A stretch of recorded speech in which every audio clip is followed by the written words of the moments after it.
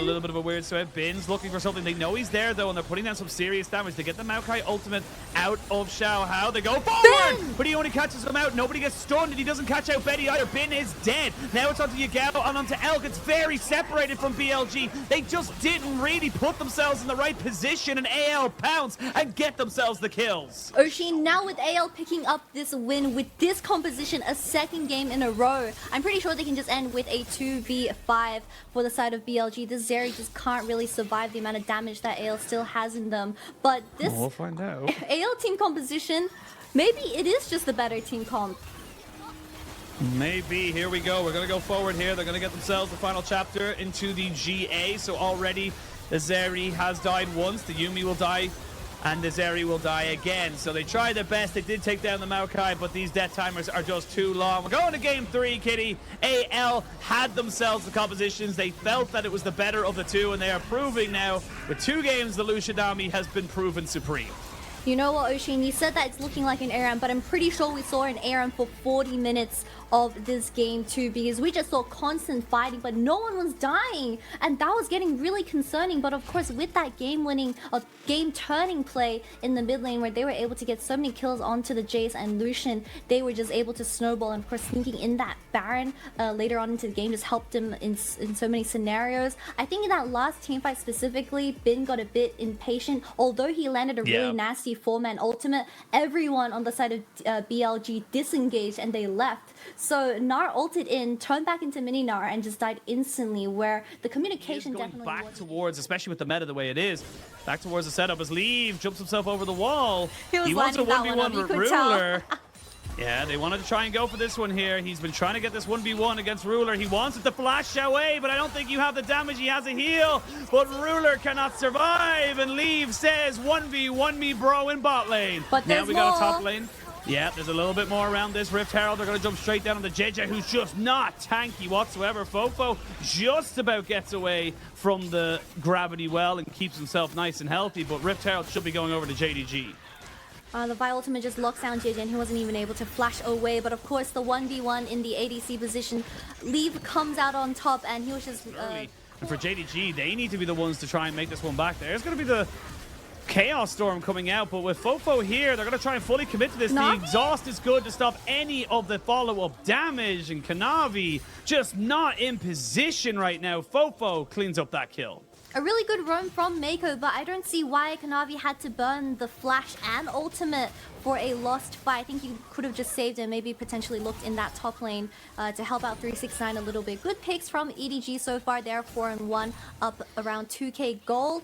So when you have a lot of scaling options as well, this is exactly what you're looking for the Zeri and Jax to come online. See how respectful 369 has to be right now, knowing that hyping him up for so damn long. And the thing is that like they get the kill, they get themselves on the soul point, and Allah has just been split pushing, getting himself back in level terms in terms of the CS. We are going to have a little bit of a pause, but this has just been fantastic so far from EDG, and JDG really not having an answer for anything. Yeah, I mean, Allah is already online with his items. Really see the amount of pressure that he is being able to put onto these side lane towers, where you need at least 2 people to respond to him. 369 on the cannon isn't enough already, but Kanavi being there, obviously JJ was also there for the counter gank, and the entire play just went in the favor of EDG, sorry, and they picked up the Soul Point Dragon, where they are threatening that Soul Win Con. Now we wait to see what the issue is. Of course, right now it does seem to be on the side of JDG. Knight did have a little bit of a disconnect just as before we went. Navi tried to move in there with the ultimate, does get it cancelled as both top laners end up TPing in. 369 has the slicing Maelstrom, but he needs to try and make some damage down. No flash and nowhere to go. Mako takes down to half HP, but he's gonna be just fine. They got on to Victor. That's 2 kills to EDG. This is a minute before Dragon, but definitely not in time, or just in time I should say, for the Baron. They want everyone. It's a triple kill now for Allah. He's got 2 more in his sights. You can see him. He wants this, but he cannot let the Sivir just ramp up. Taking significant damage, turns it back on their head, looking for more, but with a spell shield available, Ruler might think he can have a bit of a fight himself. Looking for one more. Ruler, this is an opportunity. You would imagine these health bars are low, but he doesn't have the vision. Go for the dragon. I know the Baron is going in towards the favor of EDG, but you need to at least prevent the dragon because you don't want to be giving both the Dragon Soul and the Baron to EDG because that is just GG for the side of red. And like that team fight, just so much CC from I believe Fova getting the ultimate down and then pressing his E. It was just a huge zone in that mid lane. And like I've been saying, 369 not having the splash available, he's just getting kited for leave, and he is just popping off in these team fights. And there's no Slicing Maelstrom now either. You're still waiting on big ultimate cooldowns. So right now, JDG, you got to go for this fight. You got to burn this one down. The rest of EDG are moving in. 369 trying to see if he can look for maybe a bit of a flank, but not really in position for it. No, he doesn't, but he doesn't have any way of getting into the fight either. Secured. EDG, get the dragon. EDG, get themselves the team fight, and EDG are going to absolutely decimate JDG in game number 1. Oh, shit, I see a light. Do I see a light? Oh, not quite able to make it work. Couple of flashes burned in response. That could have been the power of 369. Gets one, but gets nothing else. Still a Hex Soul. It's still a 7,000 gold lead and is still EDG in control. I saw the angle, Oshin. I saw 369 getting a pentakill there, but the game is so tough to be the side of JDG. Baron also Hex Soul going into the pockets of Lee, where he is just able to do so much damage, and the JDG champions are just getting one shot. Yeah, you just don't have to survive. Fofo finds himself on the backside, but a great flash from Ruler, but it's just not enough. JJ gets onto the backside. They will trade it though 2 for 2. Now it's 3 kills, 4 kills, make it 5 as Leave takes over this fight. 369 trying to dodge this one out, but you've only got so many abilities. Leave ends the fight with the ace for the side of EDG, and they're going to look to end the game. EDG picking up this first series win up against JDG, a huge upset, and Lee was just playing the entire team fight so well, very patiently as Fofo TV's back and gets a nasty flank on the side of JDG, but this game was just looking very over by the 20-minute mark as they secured that Hex Soul, and congratulations to EDG. This is a very dominating performance for this game 1.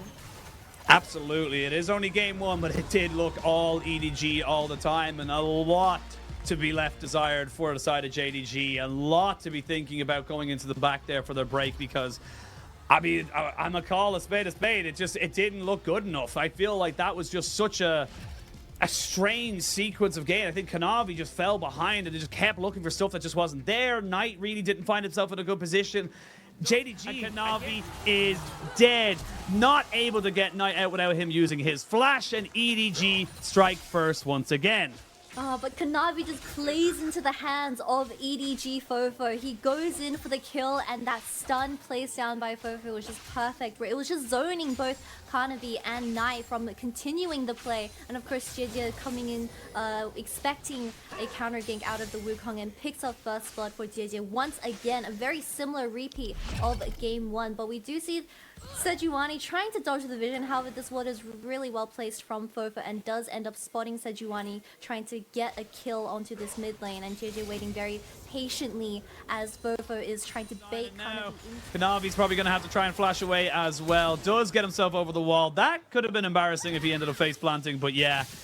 I mean, I don't like to call a game over, but this is looking oddly similar to game number 1.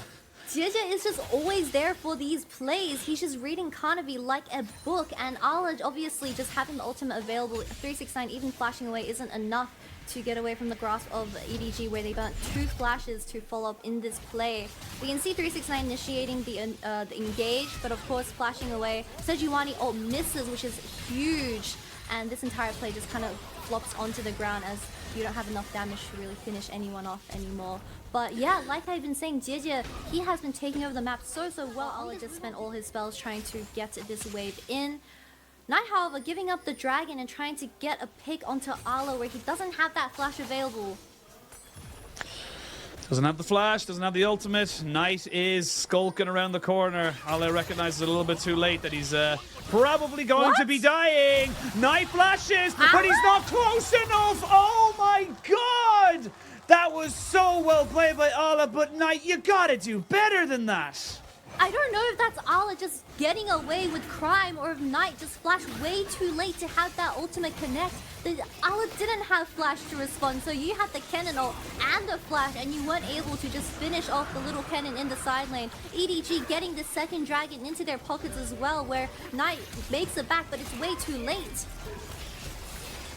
And they're trying to get something. This is panic now. You can see it in JDG. They're scrambling. They're looking around, trying to find something. EDG are not allowing them to have anything in this match. And it feels like bit by bit, little by little, JDG are just not coming together. Their mental is slowly crumbling. This was a 100% kill secured for Knight, but Ala just gets But the he stun. cannot find it. Silas goes off to the side as well. Missing is going to be forced to flash, and that's another summoner dead. It ends up being a... Oh, the deadly flourish from across the wall ends up picking that one up. A 4-for-1 Dragon Soul. They may look for the Baron as well. 4-for-1 for the side of EDG. They're gonna look for more. Ruler has the flash available, but still falls down. Ala just flashing onto the ADC, or the lonely ADC of Ruler, as he's the only one that survives the Dragon team fight. Baron going towards the side of EDG as well. I just think this game today is looking so doomed for the side of JDG. You had to look for those mid-game skirmishes with the Silas and Sejuani. You had to force those team fights, but now it's too late.